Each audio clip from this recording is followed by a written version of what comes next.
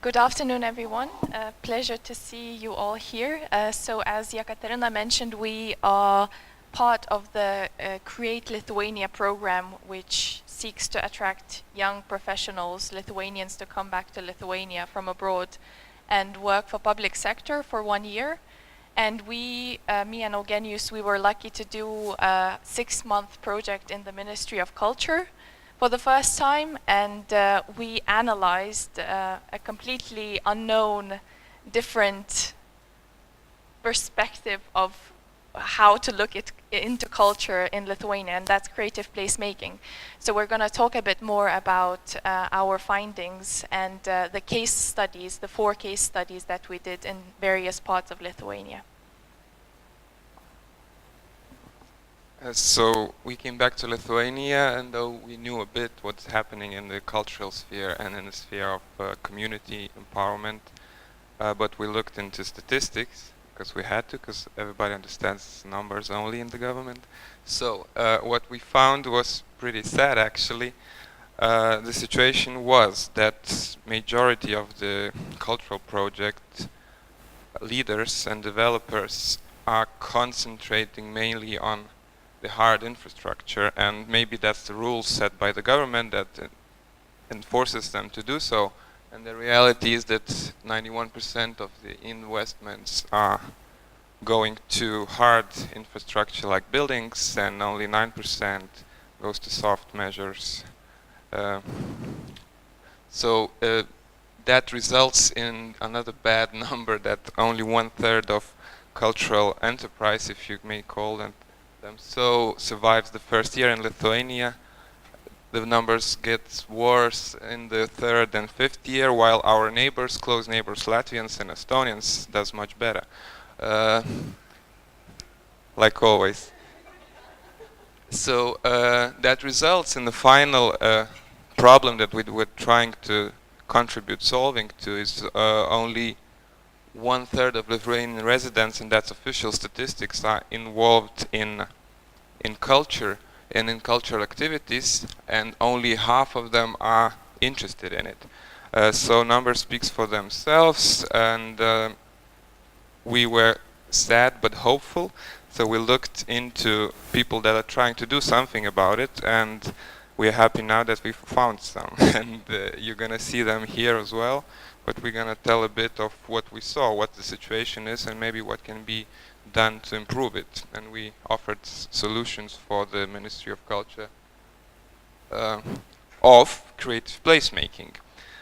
Creative placemaking, I think most of you know or heard of it, but in short I'm going to just tell that it's basically a simple thing. It's revitalization or creation of quality places for people to live, work, play, and just be. And as we saw in Chileni, that could be done actually when put some effort. So it encourages to use art or culture to actually solve some social problems and not just enjoy art for the art's sake.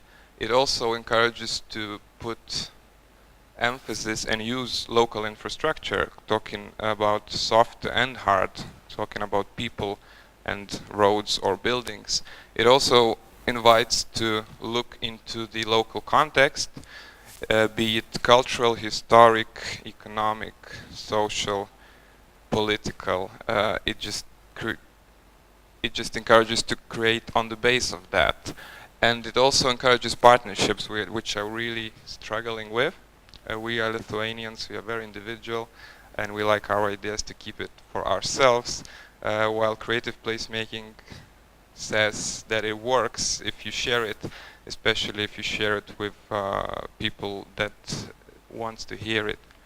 And community involvement, as we saw in a lot of cases, community involvement exists, but it exists only in the final stage, which makes it complicated. And creative placemaking says that community is not only a consumer, it is also a co-creator and a participant of the initial phase, of the ideation phase.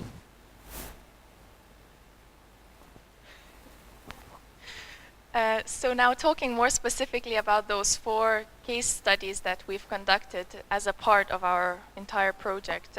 We did it in 4 different places, not only in Vilnius, but in the entire Lithuania, looking into different projects where different initiators acted. So for example, first of all, I'd like to mention that we kind of figured out during the process of conducting qualitative interviews with municipality, with the project managers, with the communities, with the local creators and other people, that there is this golden triangle that exists, and usually the project fails to have continuity, or fails to encourage, for example, community to be part of the project when one of the angles is missing. So basically, what we've noticed is that the most important thing is to have municipality involved, business or organizations, especially in the locality involved, and of course the community. And the creator is the center of this triangle. It needs to keep all the angles in control. So talking firstly about Panevėžys, we cooperated with the municipality of Panevėžys, who are eager to revitalize the largest and oldest park in the city. Now it's known as a site of crime and has a very bad reputation. So as there was a will from the municipality to do something about it, we suggested, well, why not start from the very first stage using the elements of creative placemaking. So together with them, we conducted a survey of people, asking directly people what they think is needed to revitalize the park, because they will be the users of the park. They don't need an Eiffel Tower standing in the middle, because that's not what's going to change the way they look into the park. And with these kind of small steps, after we conducted the survey, we introduced all the results of the survey, because we had over 500 people replied to the questions. We introduced the answers to groups of architects who were already involved in the competition of giving ideas how the park should be revitalized. So what we noticed in this case, in Panevėžys' case, is that the municipality had a really strong will. The community was being involved actively or passively through different ways, but what was missing mainly was the local businesses and integration of them, because especially since the park has an old military zone, and now the military zone is owned by various businesses doing things from glass to growing some fish in some ponds. And they were not involved in the process at all. So there is, again, this fear that there will be at some point a clash between the businesses and the people who are willing to change something in that area. So this was the main challenge that we noticed, and following challenges also follow from that. So the continuity is in question for the park. Then another example that I'm sure we're going to hear a lot about from Vita and Ed is Šančiai in Kaunas, Šančiai cabbage field in Kaunas. And we were very glad to hear a completely different perspective compared to Panevėžys' case, because in this case we have a very, very strong community leaders, very active and involved community leaders who took the role of initiating something to change in the public space of demilitarized, if you can call it so, a zone. So here, looking at through the triangle, what we've noticed, the main problem here is the municipality, as it lacks active involvement in the process, since there is a will. They don't say no for the place to change, the public place to change, which used to be the warehouse for the Russian Tsar Empire, for the soldiers, but they don't own the warehouses. They don't wish to give it over to the community. And in the end, it's kind of a schizophrenic situation where they kind of have a will for people to act in that area, but they're not really, they're kind of willing for them to go against the law, because in the end they can't do processes legally then if they actually get involved in the area and start, I don't know, doing some performative arts or whatever in the area when it's not owned by the community. And we go back to Vilnius, Pilaitė. Next case we looked deeper into was Be Part Art Workshops. It's a public organization that owns a building in the outskirts of Vilnius, outside the city center, and it's a really nice try of revitalizing culture and social life a bit further from the city center and from the old town, which usually the action is, where usually the action is happening. What we saw here was the other part of the triangle missing, and that was the community, though it is involved, but since the community is very large and it's not united, there are a lot of smaller communities in Pilaitė. It's really hard to find the common denominator between them. And since the effort in the beginning was more on the building itself, which is beautiful and it works, and on the business model, but the community got involved only after, when the problems start to appear. And we believe that kind of obstructs, and that's where all the other problems comes now, that there is no sustainable business model, and it's really hard to live from project to project, and it's hard to get the people on board now. But Pilaitė is doing a really good job with searching for the uniqueness of the neighborhood, and that's what really encouraged, and that's what other places are missing. Most of the places are trying to copy-paste other success stories, while Pilaitė is doing great things with the lights. They're doing international festival, and that's also a plus, that they connect international community with very local community, where interesting things happens. Also, they encourage entrepreneurship.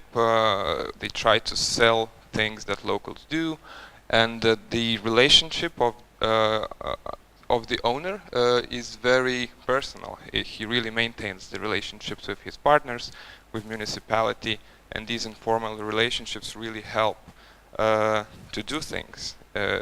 Unfortunately, or fortunately, I don't know, you have to know people who knows people, and sometimes they help you to do things, and it makes it easier. So that what really could be learned as well. We go to other case a bit outside of the cities. It's Nagytė.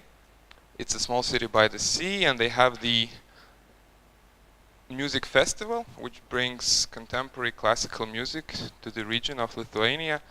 And we went there, we talked with the people, and actually it was beautiful how the community works there. We were really surprised when we saw, maybe because they're small and that helps, but the community there is really united. They are one, and the leaders of the community are the municipality and the businesses and the school and the local cultural center.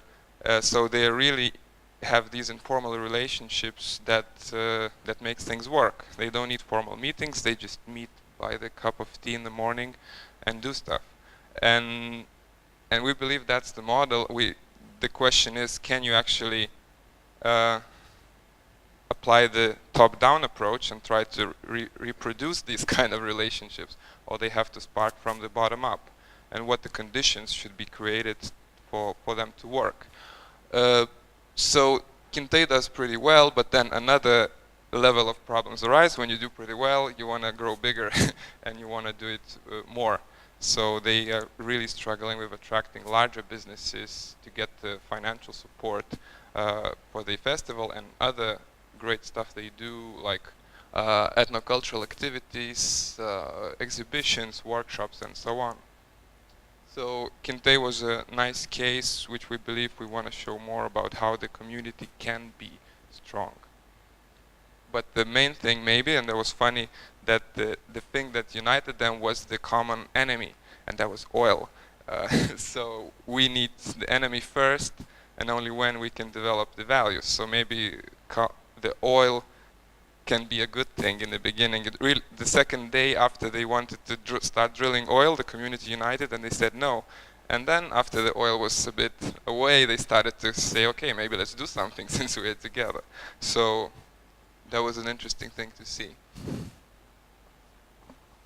Okay, briefly, finally we, after all the interviews we conducted and all the studies we've done, we've put them all in a toolkit, a guide for culture or creative project managers. It's now being published and will soon be available on internet. There will be a website where you can find more information about our project. And in this guide, we've pointed out 5 main steps that we found are most necessary doing any creative or non-creative project. So firstly, planning your project and taking a long time to plan it properly. Then researching the context of a particular place where you want to do the project so that it's not a copy-paste from one place to another, because it never works, but rather really digging in what's there to see and to explore in that area.